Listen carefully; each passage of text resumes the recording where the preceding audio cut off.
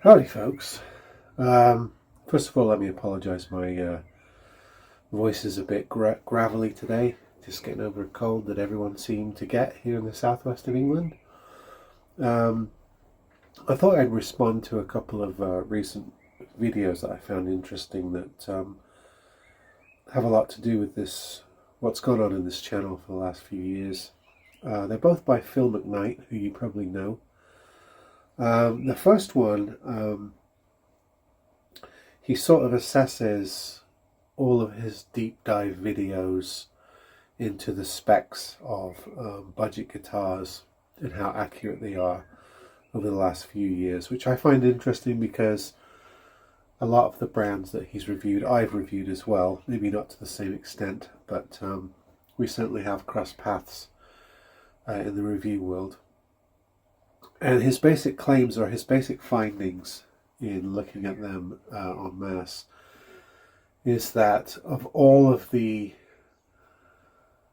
budget guitars in the world, the ones that he has found to be the least accurate in terms of how the manufacturer presents their instrument, how the instrument actually is, or the ones that have the most discrepancy between the manufacturer's claims or spec sheets and what he found in his review of the instrument are 90% plus made in China.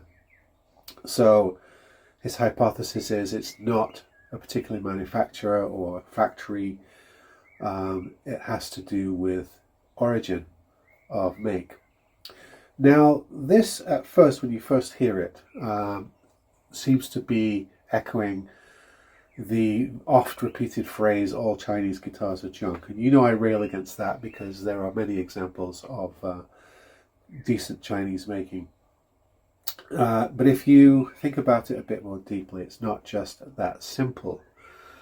What he's saying is the companies don't really care about the discrepancies between their claims about an instrument. And this can be dimensions, this can be materials, this could be specs of the guitar.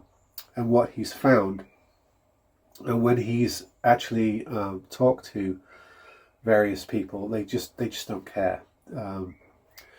They put out,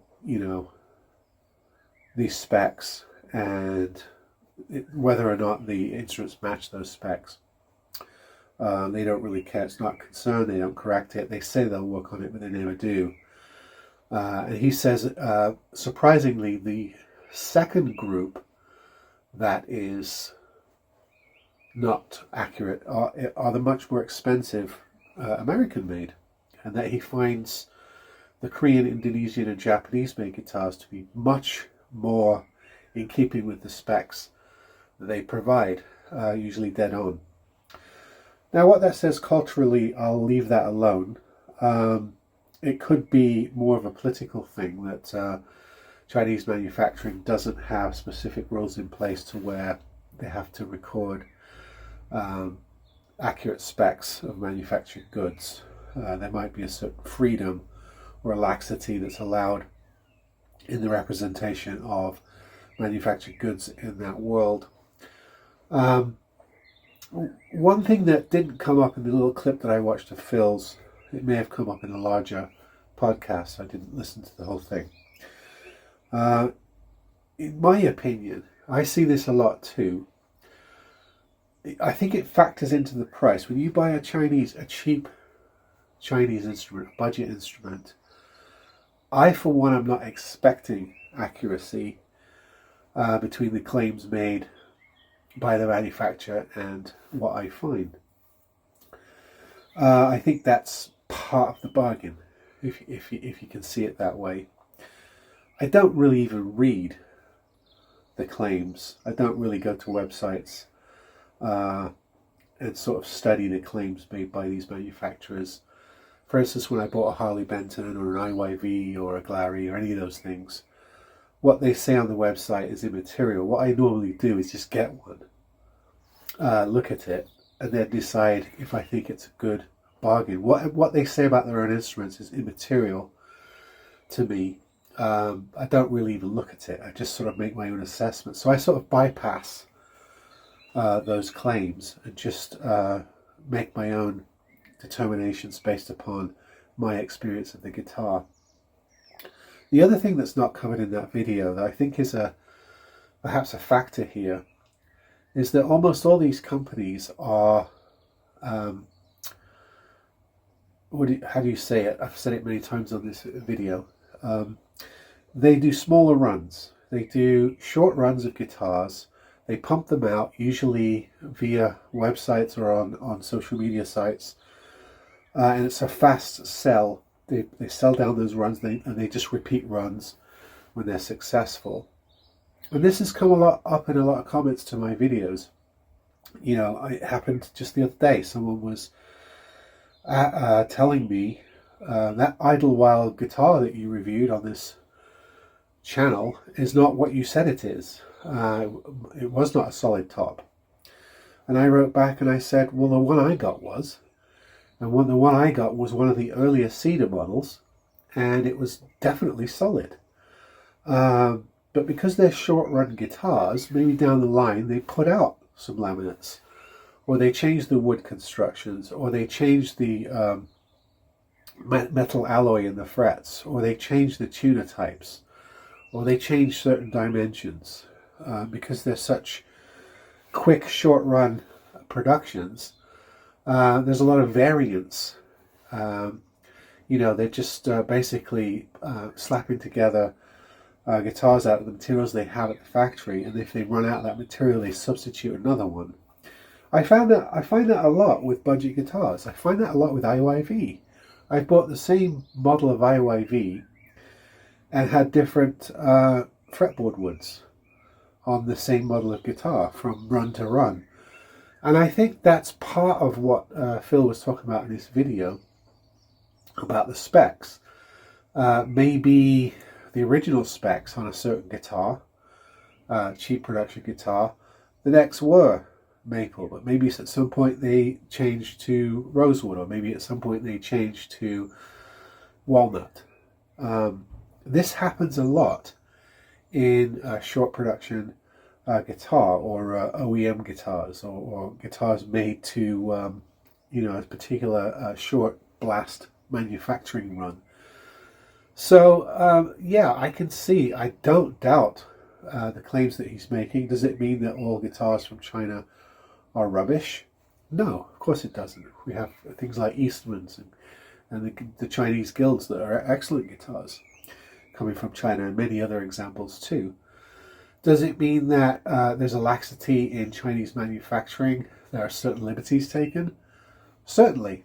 We've always known this. And a lot of times when you read the specs of anything, any Chinese produced instrument, they're a joke. They're often written in a way that's laughable. They don't put much effort into it. I mean, for a company, you know, to put out taglines that have terrible grammatical errors or spelling errors, you can just tell it's not really a big concern of some of these companies. They're just putting something out there and not really putting much thought into it, because it's the visual, it's the quick tactile experience they're going for. Hey, this is a £50 guitar. This is a $50 guitar.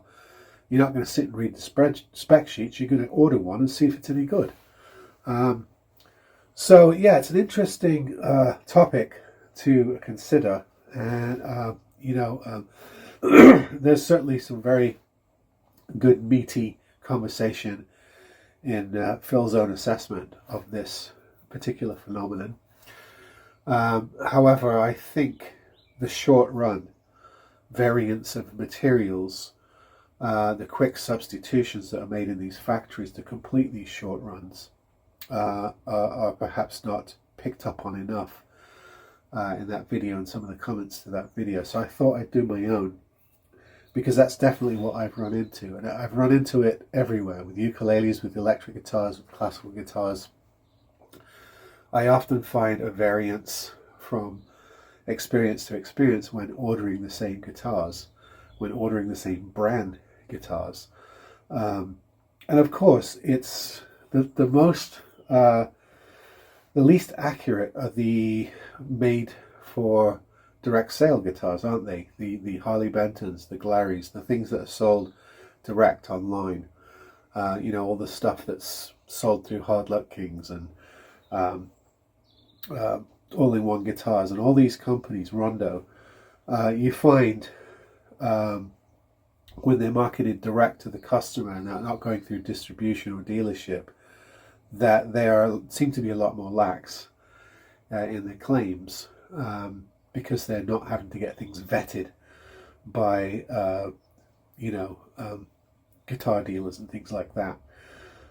So there are a lot of reasons for this. It's not ideal, but number one, it's kind of what I expect when ordering any budget guitar, is there's going to be poor representation, poor presentation, and really you just got to judge the experience for yourself. You can't go by what they say on the websites, if they even have a website, or what somebody's cut and pasted on the eBay listing. And you've got to basically try one out and then make your own decisions. And the other thing is that I do think there is a short run mentality on the production of these things, where from run to run you have differences in finish, differences in wood materials, sometimes even differences in measurements, where maybe one factory is substitute for another.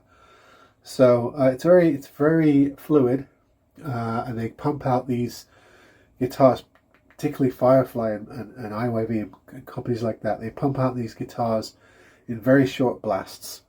They sell out quickly, and then they're on to the next run, and often there is a variance on the next one from the one that you've just had. And it does go sometimes from solid to laminate. I've had that happen on various models. So if you see one of my videos and I tell you this is a solid top, it was a solid top. It may not be now. The same guitar may be put out with different materials now. So bear that in mind as you watch videos that are older. Sometimes the production changes across time. Alright folks, interesting video. Look forward to your comments, and see you next time.